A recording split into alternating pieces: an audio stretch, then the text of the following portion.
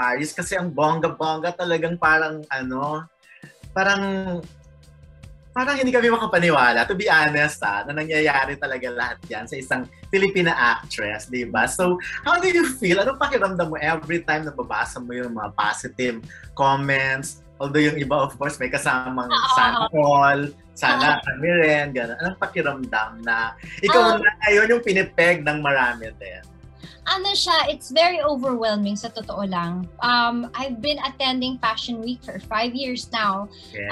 And this trip I feel na would be one of my favorite trips kasi parang ngayon na talaga nanganak yung lahat ng mga seeds na na-plant ko, the friends. And I'm very, very thankful dahil malaking tulong talaga yung nagkaroon ako ng mga kaibigan in the fashion industry abroad. Like you have Christian Louboutin and Kevin Kwan who are very, very super supportive. So, nabulabog din ako na ganun yung nangyari. And nabulabog din ako dun sa mga nag-comment sa Instagram ko because I've been doing it for a long time. But it was my first time to attend and to be part of the Dior family. So, hindi ko in-expect kasi hindi naman din ako yung tipong artista na ang dami-dami kong fans, ganyan. So parang naging proof din siya para sa akin na you just have to stay authentic and real. Kikay talaga ako, maarte ako, and minarating ang kaartehan ko. So that is your headline. And I really do promote really expressing your individuality and how far it can take you, I guess. Pero Frank, ang tanong, hindi ba yan pumapasok lahat sa ulo mo? Kasi parang sa totoo lang, nakaka-pride, pero at the same time, nakaka ng pride, di ba? Nakakabulabog siya, pero siguro dahil sa sobrang dami ko din pinagdaanan sa showbiz, nasipa na ako, ang dami ko ng letdowns and everything. At this point, I don't think I would ever get to a point in my life na yayabang ako because I'm just so grateful. Sobrang thankful. So, doon lang masaya na ako. Anything else in excess, parang kahit ako hindi ako makapaniwala. So, I don't think na papasok siya sa utak ko kasi it's a dream. Okay, sige. Anyway, congratulations again. So, marami pang magtatanong about that later. So, magtatanong muna ako, diba? Okay. Ayan. Anyway, dun muna tayo sa...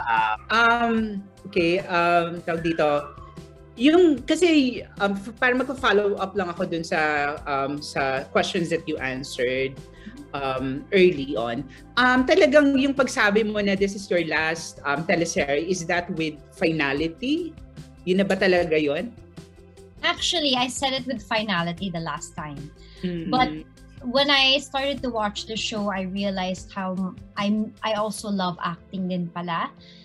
Maybe as of the moment, it will be my last. Matatagalan siguro ako. Unless if we do a special, I'm open to that. It's just siguro sa schedule lang talaga, hindi ko kaya. And I have so much to balance. I have my husband, I have, alam mo yung ganyan. So, ayoko mag-promise na I will have time.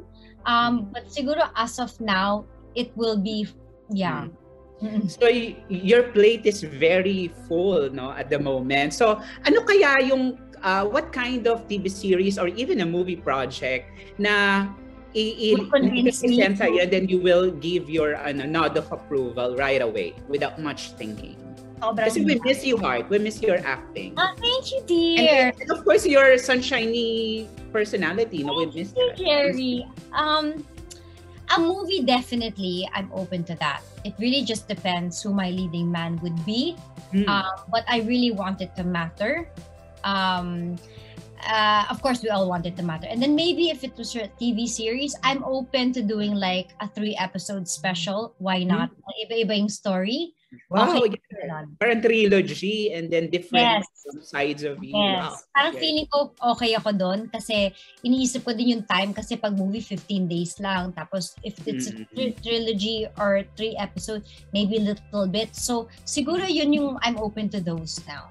Actually, they should cast you in this Manopo Legacy series. For me, dapat they should cast you there. No?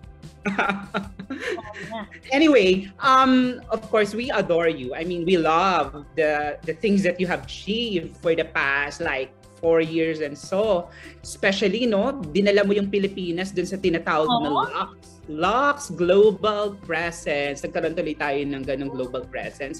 So curious lang kami from the Philippine Star, kung yun, kasama na ba yan talaga dun sa plano mo as an artist, yung to explore more and expand your horizons when it comes to the global aspect of your creativity? Yes. Well, before, when I started 5 years ago, naisipan ko siyang gawin because I felt, syempre because I feel like I'm a little different in a way na hindi ako technically kinakagat ng certain group of people because kikay nga ako. So minsan, parang mahirap intindihin unless I play a character at mapamahal sa kanila yung character, then pasok ako sa banga. But I felt na, you know, I'm 37 and 37 this Feb. Wow, maximizing 36. I really wanted to present myself, reintroduce myself as who I am in real life. And minsan ayoko nang ipilit na magpanggap na kailangan ganito. Kaya kung saan na lang ako, kumbaga saan ako creative o saan ako, not naman mahusay, pero kung saan ako nag-excel for myself, yun na lang siguro yung tatanghayakin ko. And I felt fashion was always my way of expressing myself from my characters before, when I'd be on Mix, my very first character, which was Missy, sa Gimmick pa yun. Sobrang expressive talaga ako sa kaartihan ko. And so I said, bumalik tayo sa ganon. And I'm happy kasi parang mas nakilala nila ako in a way. At mas na-appreciate nila ako as me in real life. So that's why I said, okay, dito ako. Feeling ko dito ako. Tsaka we've noticed, ang ganda ng transition mo, how you have expanded your being an artist, because from paintings and then fashion, parang somehow you've realized from an onlooker's perspective, wow, related nga pala talaga sila, no? Do you think that your passion for paintings and your passion for fashion are interrelated, so hindi ka nahihirapan at all? For sure, because it comes hand in hand, diba? Parang fashion is all about working with different pieces. Hindi lang yung basta binili mo dun sa store and you just wear it and that's it. You can mix high-end, low-end. You can interchange different brands, and that's all about being creative.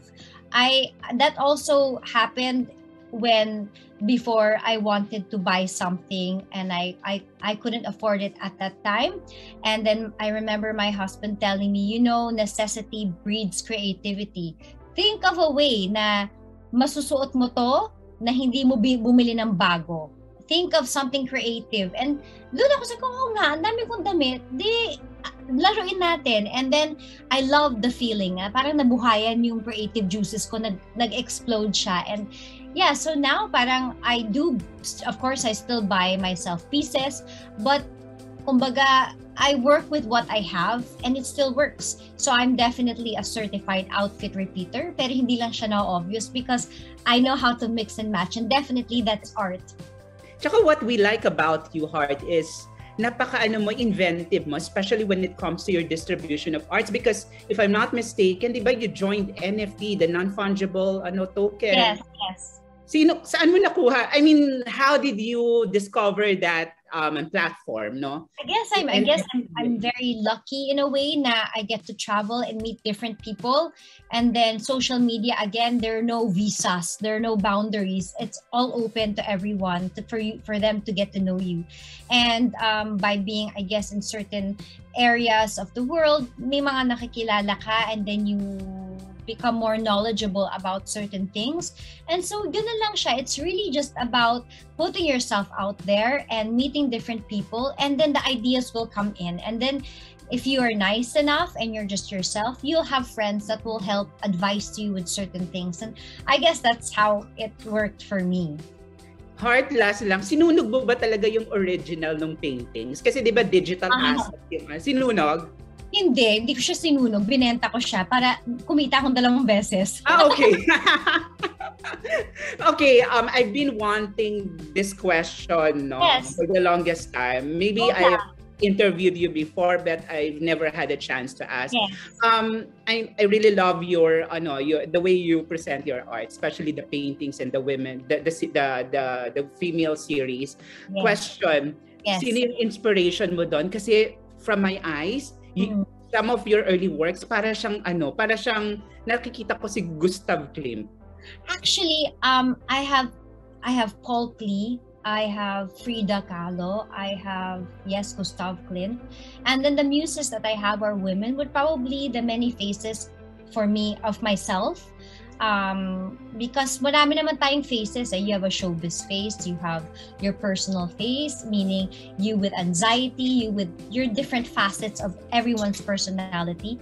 So siguro yun siya. That's why I like painting women as my muse, because it really represents the many emotions that I have and the many faces that I have or you have. Yeah. So you've mentioned about Frida Kahlo. So may pagka-autobiographical lang approach. Yes. It's a reflection of what you have in life. Okay, I'm very happy to talk to you, Heart. Okay, finally, narinig ko na yung boses ng artist in Heart.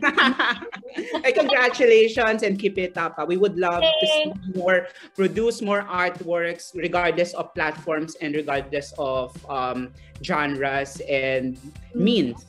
Thank you, Heart. God bless. God bless. After seeing what Celeste has gone through, sino yung gusto mong makatuluyan niya sana? Ay, sa totoo lang, hilong-hilo din ako. Kasi every time gumagawa ko ng eksena with both of them, dumudugo yung puso ko. But I think that's kind of like real life. You know, you'll always have a great love and a true love or your destiny, diba? So, I really pray that she finds the right decision kasi pati ako nahihirapan. But I feel that that's love. At some point, you need to listen to your heart. It can work both ways, sa totoo lang. Pwedeng balikan ko si Mikoy dahil siyang nakakilala kung sino talaga ako. Pero on the other hand, iba na rin ako ngayon kesa dati. So hindi na alam kung ano magiging struggles ni Mikoy at ni Celeste. So at this point, sa totoo lang, gulong-gulo ko. Then we leave it up to destiny, in short. Pero you mentioned kanina yung may greatest love and true love. Sa tingin mo ba may difference yun? Definitely there's a difference. I think I said this before, but it doesn't necessarily apply kasi I was a different person when I said it. I feel like you don't necessarily end up with your great love because I feel like it was meant to be great, so it lasts a lifetime. Like the memories, you'll always like look back and have a nice smile about it. But as we go through life, we also change so much. So not necessarily that great love or the person that you had that relationship with will still make you happy to this day because ibang-iba na tayo eh. And that's why we end up meeting like a plan B of God for us kasi it's meant for now. That was meant for then. So I do believe in the different chapters of love. True love, puppy love, great love, destiny, iba-iba yan eh. And it's really meant to happen because for the many seasons of our life. So I'm a true believer in that. And all kinds of love should be celebrated because it made you who you are today. Thank you very much, candidate number. So pwedeng, for example, yung kung who you are today, parang may not necessarily fall in love with that person. Exactly. So you may probably think that you maybe want to be with somebody in the past, but it's a no way. I mean, personally, for me, it's a no because ibang-iba na rin ako, ibang-iba na rin yung mga pangarap ko sa buhay. Yeah. And even your taste when it comes to wine and music changes as you get older. It's the same with people. So, yeah, yun. So, happiness na lang. Pag naalala mo na lang yung mga ibang tao sa nakaraan mo, no bitterness, no nothing. It's just, it was beautiful while it lasted. But this is where I am today. Parang ganun. Alright. And about your your trend setting sa fashion, a lot of our local celebrities look up to you. Pero may pressure ba na parang you have to always And live Keep up to up. that. Yes. Keep up Parang with the you can't changes. be seen na hindi glamorous or anything less. I think when I entered this situation, I knew that. And that's why I think when you do something, whether that's fashion or whatever you want to do, it really has to be you. Because if you're going to pretend to be a certain way, it's never gonna last. You have to love what you're doing. Even if you hate it at that moment, it should be innate, it should be natural. So wala kang pressure na, nako, parang wala akong sa mood, pupunta ako sa ganito ganyan. No, it's the way on you throw a plain white t-shirt and how you put your hair in a bun and however you want to wear your clothes to express yourself, which is something that should be natural para hindi ka ma-pressure. So I guess I'm not really pressured when it comes to keeping up how you look because I really do enjoy it. And sa dami ko siguro na pagdaanan din sa showbiz, I think I'm not pressured anymore. Parang I just roll with the punches. If people like it, then they like it. Let's celebrate it. If people don't, then they don't. I'm doing it for my soul. So that's what's important. And last na lang, it's your birthday month Yes. this February. So, meron ka na bang plans on how you want to celebrate it? And as you grow a year older, has the priorities changed? Anong focus natin this year? Medyo complicated siya kasi nga of the situation with the pandemic. But I feel like we still have to go on with our lives and celebrate our birthday or however we want to celebrate that. So, nag-set ako ng iba-ibang kumbaga group 1, group 2, group 3, ganyan. Yun yung ginagawa ko. Pero isang handaan lang yun. Same food, same decoration, para tipidity to the highest level. So that's what I plan to do. And then, what else was your question? Sorry? As you grow a year older, how has the priorities changed? And yes, of anong course. focus mo this year? It kind of changed, but I feel that I'm very driven with self-empowerment and loving yourself. So I would like to embrace my faults, my flaws, and the things that make me feel empowered. And I'd like to grow and work on that. Work on myself, because if you work on yourself, then your love life will blossom, then your career will blossom. So I feel like that is it. No expectations about anything, but everything that you achieve, you celebrate it. Parang ganun lang siguro yung sa akin. Easy lang. Huwag tayo masyadong ma-pressure in life. Thank you, Heart, and congratulations. Good luck.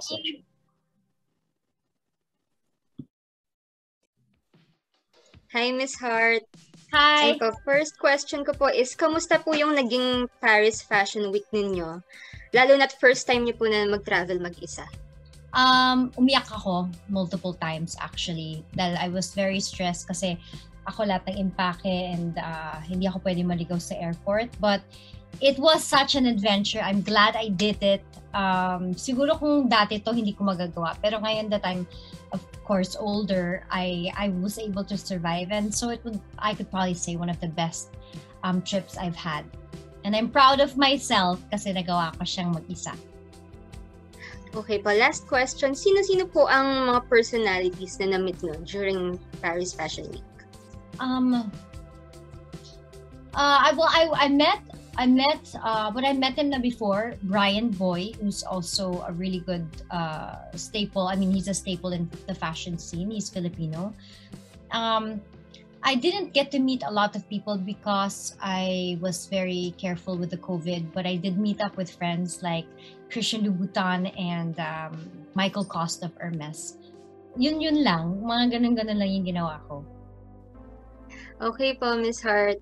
Thank you so much po sa inyong lahat and congrats po sa buong team. Thank you, Grace. Next po, we have Jessica Bartis Hart. This is a follow-up question po from your previous answers. Okay. So, ang question niya po, when did you stop trying too hard to fit in and decide na wag na pilitin as you mentioned? Maybe around 5 years ago.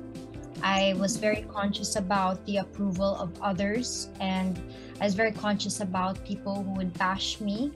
And then I said, ayoko na. pagod na ako. Pagod na akong umiyak dito sa walk-in closet ko, thinking, what can I wear today na magiging masaya yung tao or something like that, you know? And I guess when you're very down, and that's when you kind of reset and rediscover, okay, you know what? This is me and this is what I'm gonna do. By hook or by crook, whether they like it or not, eto ako. And the moment that I decided to do that, I felt very liberated that I was able to express myself even more. Yeah. Thank you so much, Miss Hart. So may last question pa po tayo from GMA Web.